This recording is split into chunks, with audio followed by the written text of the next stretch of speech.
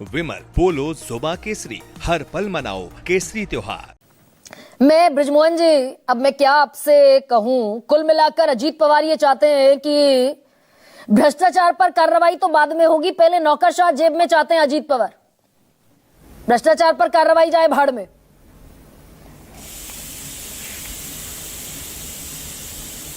गरिमा जी, अगर आपने अपनी बात कह ली हो तो मैं अपनी बात कहूं। सही, प्लीज सर, प्लीज। और सर की सबसे पहले तो मैं इस बात को स्पष्ट कर दूं कि आदरणीय अजीत दादा पवार ने और हमारे आदरणीय प्रफुल्ल पटेल साहब दोनों ने इस मामले में अपनी स्थिति स्पष्ट की और ये कहा है कि अधिकारियों के प्रति असम्मान व्यक्त करने का कोई इसमें मंशा नहीं थी।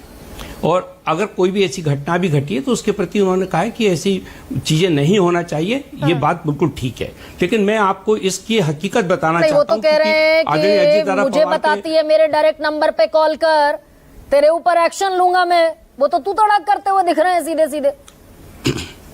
बिल्कुल ठीक बात है। वहां की स्थिति क्या थी, पहले उस स्थिति को अगर आप जब तक ना समझे तब तक ये बात नहीं आएगी कि ऐसा हुआ क्यों।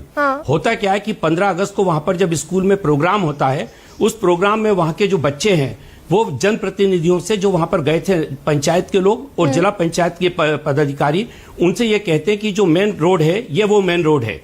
इस मेन रोड से जब हम लोग आते जाते हैं तो इसमें महिलाएं और बच्चे गिर जाते हैं और यहाँ पर इस सड़क का 7 लाख रुपए का पंचायत ने कंस्ट्रक्शन करने का ऑर्डर भी दे रखा है, तो इसके ऊपर कम से कम मुरम्मत तो डलवा दीजिए। दूसरा मैं आपको बताऊं कि रेवेन्यू एक्ट ये कहता है कि जो माइनर माइनिंग होती है, माइनर जो आइटम है वो पूरी तौर से पंचायत के आधिपत्य में होते हैं। उसके अंतर्गत वहां पर एक डंपर लगाकर उस सड़क पर मिट्टी भरने के लिए सारे गांव के लोग इकट्ठे थे।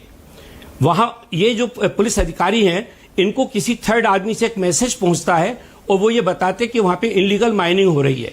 इलीगल माइनिंग और मिट्टी उठा के उस सड़क पे डालना, ये दोनों में फर्क है।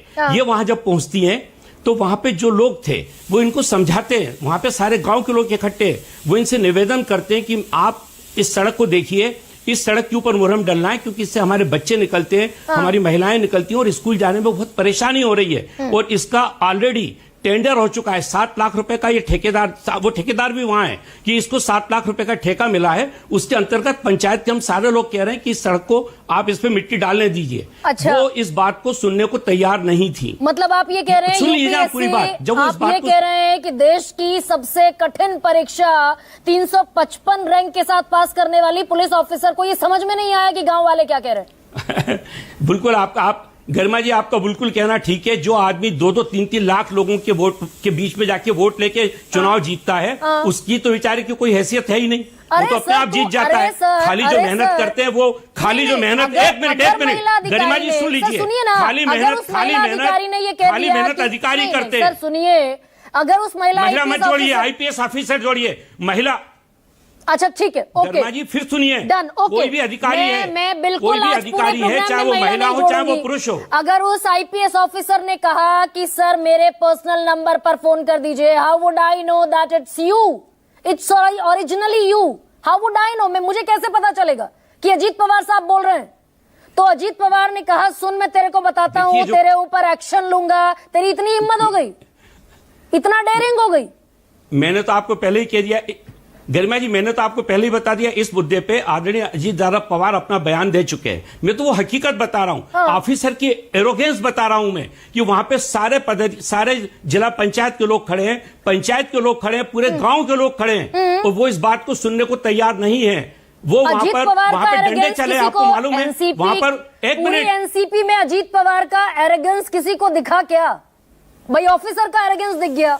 मैं गरिमा जी कह रहा हूं कि जो उन्होंने बोला उसके प्रति वो अपना बयान दे चुके हैं। हाँ, बताइए ना, दोहरा दीजिए उसको, क्या कहा अजीत पवार ने? हम एक ही पक्ष, आप एक ही पक्ष देख रही हैं। मेरा कहना है कि वहां के गांव के एक जिम्मेदार बता दीजिए।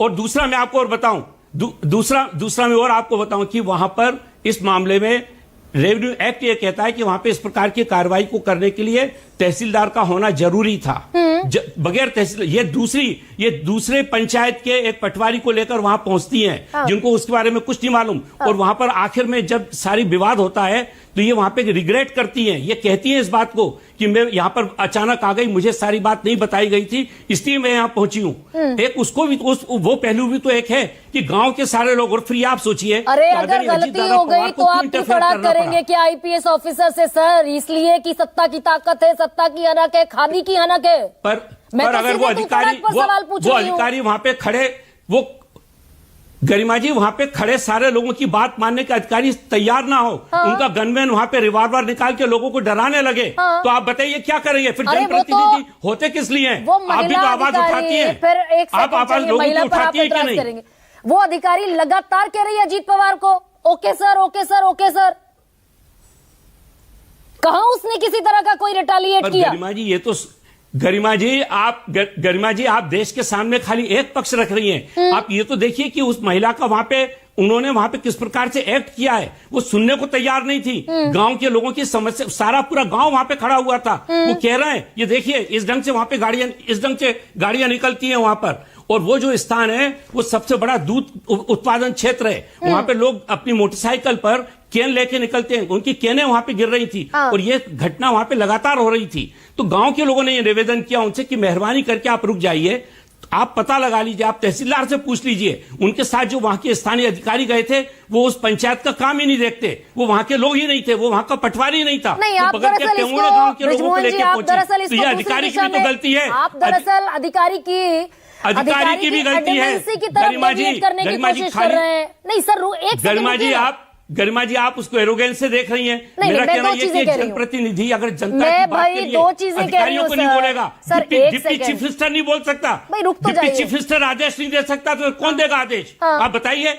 ये इसका मतलब तो ये हुआ कि सारा काम फिर ब्यूरोक्रेट्स के हाथ में छोड़ दिया जाए, जनप्रतिनिधि अपने घर बैठे, डिप्टी चीफ मिनिस्टर अपने घर बैठे। आप ये चाहती हैं क्या? अरे आदेश दीजिए, धमकी मुद्दा नहीं है, एक क्वेश्चन पूछना, ना ये प्रश्न पूछना, ये कहना कि रोक दीजिए काम, ये आदेश कौन देगा? अधिकारी तो देगा, जनता से तो जनता, थाने के अंदर जनता जा नहीं पाती गरिमा जी। हालत ये पुलिस ऑफिसर से लोग बात नहीं कर पाते। कहां की बात कर रही हैं आप किसी थाने में खुद जाके देखिए, और मेहरबानी करके वहां आप अपना रिपोर्टर भेजिए जो ग्राउंड रियलिटीज को देश के सामने रखे। आरोप लगाना बहुत आसान है, लेकिन हकीकत क्या है? उस अधिकारी ने वहां पर काम की अनदेखी की है। मतलब आप ये कह रहे हैं आप तो पूरे यूपीएससी इस देश के यूनियन पब्लिक सर्विस, उनका काम ना रुक तो जाइए बृजमोहन जी, आप ये कह रहे हैं कि हमारे देश की सबसे बड़ी परीक्षा पास करने वाले अधिकारी इतने बुद्धि से पैदल होते हैं कि उनको एक सामान्य समझ में ये नहीं आया कि अवैध खनन हो रहा है या मिट्टी एक जगह से उठाकर दूसरी जगह सड़क पर डाल रहे हैं। यूपीएससी इस पूरे प्रोसेस पर आपने बड़ा सवालिया निशान खड़ा कर दिया। जी हाँ गरिमा जी, और मैं आपसे जो कह रहा हूं ये पूरी तौर से रिकॉर्ड पे कह रहा हूं। अगर आप किसी को लगता है कि मैं गलत बात बोल रहा हूं तो मेरे ऊपर कार्रवाई करें। मैं आपको फैक्ट बता रहा हूं, क्योंकि आपका कोई रिपोर्टर वहां पे नहीं पहुंचा ग्राउंड रियलिटीज को जानने के लिए। आप भेजिए तो सही। हम एक अधिकारी का पक्ष ले रहे हैं खाली, और इसीलिए आपने तुरंत 2 साल पहले मांग कर रहे हैं। ठीक है, ओके। और इसी घटना के तुरंत बाद आपको याद आ गया कि भाई इनके तो सारे प्रमाण पत्र फर्जी हो सकते हैं, डाउटफुल हो सकते हैं सारे दस्तावेज। यूपीएससी को चिट्ठी लिख दी इस घटना के 2 दिन बाद। पहले नहीं पता था एनसीपी को, अजीत पवार को, गरिमा जी, अमोल मिटकरी को। एक पुलिस ऑफिसर अपने सबऑर्डिनेट को बोलता है कि पूरी इसकी रिकॉर्डिंग करो, और उसके बाद वो वीडियो बनाकर पूरे देश में प्रचारित करता है। इसको आप क्या कहेंगी? क्या ये सर्विस कंडक्ट रूल में आता है? आदरणीय आईपीएस प्रकाश जी बैठे हुए हैं आपके साथ, पूछिए उनसे, ये क्या कंडक्ट के अंदर नहीं आता? मिसकंडक्ट नहीं है ये? अरे अजीत पवार का मिसकंडक्ट कौन मानेगा सर? उसके बाद आप अजीत पवार का मिसकंडक्ट पहले मानिए। तू तड़ाक करते हुए, अफसर को धमकाते हुए दिख रहे हैं। गरिमा जी, तू तड़ाक नहीं है, वहां मराठी में भाषा ऐसी है, आप जिसको तू तड़ाक बोल रही हैं। दिल्ली में किसी ढंग से बात की जाती है और महाराष्ट्र में अलग ढंग से, वहां पे अच्छा। एक कॉमन वर्ड है, मतलब तू को आप अदरवाइज ले रही हैं। ठीक है, ये ऑफिशियल है ना, ये अमोल मिटकरी की चिट्ठी की डाउटफुल है इस यूपीएससी क्लियर करने वाली आईपीएस ऑफिसर तो जब पूछा जा रहा है, मैं कह रहा हूं ना, एक ऑफिसर के कंडक्ट को आप सही बता रही कि उसने एक वीडियो बनाया, वो क्लिपिंग को पूरे देश के अंदर डाल दिया, और हम ये भी ना पूछे कि इनका क्या एटीट्यूड है, कौन है ये, क्या करती हैं, कहां से आई हैं, क्या चाहती है विक्रम सिंह सर, देश के अंदर ब्यूरोक्रेसी को, तो फिर आप इलेक्शन को बंद करा दीजिए। मतलब बात नहीं मानेंगी, ये अगर पलटकर पूछ लिया, मैं तो जिस बात पर सवाल कर रही हूँ आपसे बृजमोहन जी, उसका तो जवाब ही नहीं आया। कोई अधिकारी करेगा आप तो जस्टिफाई कर रहे हैं अजीत पवार के कंडक्ट को, और मैं ये पूछ रही हूँ कि पलट के उस लड़की ने, उस महिला ऑफिसर ने यही कहा अगर कोई अधिकारी गैर कानूनी काम करेगा तो जनप्रतिनिधियों का काम है कि उस पर अंकुश लगाएं।